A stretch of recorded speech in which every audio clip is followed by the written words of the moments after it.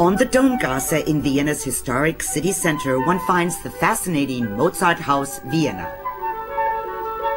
The general concept deals with Mozart's 10 last years of his life, the so-called Viennese years. They are also called the golden years because in this time Mozart composed nearly all of his famous operas and concerts. And we present these 10 years. The building that houses the new Mozart Center acquired its present appearance in 1716 and includes the only Mozart apartments still existing in Vienna. The main themes feature the period in which Mozart lived, his works, and his private quarters. Documents, paintings, and engravings recall the Vienna of the 18th century, about which Mozart wrote to his father, "I assure you that this is a magnificent place."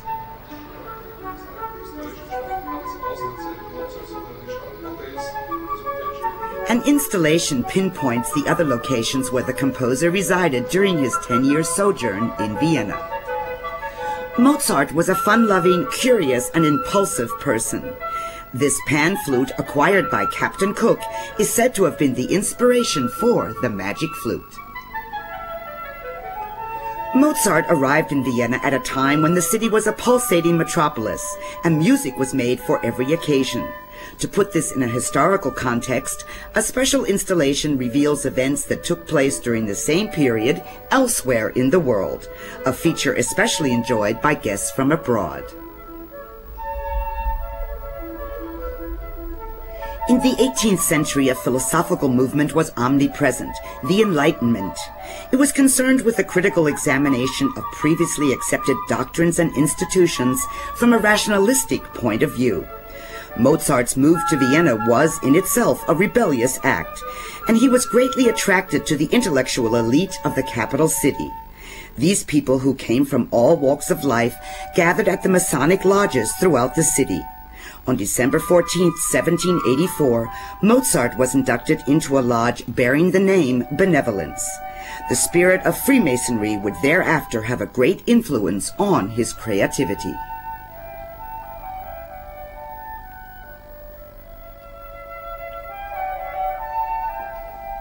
Mozart once wrote, "I want to have everything that is good and genuine and beautiful," and he usually did. His wife Constanze married him against her father's will. Mozart began to earn incredible amounts of money, but evidently spent it just as quickly. Today there's reason to believe that he was an avid gambler, which was illegal at the time. This would explain the financial discrepancies. Among the exhibits illuminating the era in which Mozart lived are a number of risque peep shows of yesteryear. Even in those days, one knew where to find the nymphs of the night.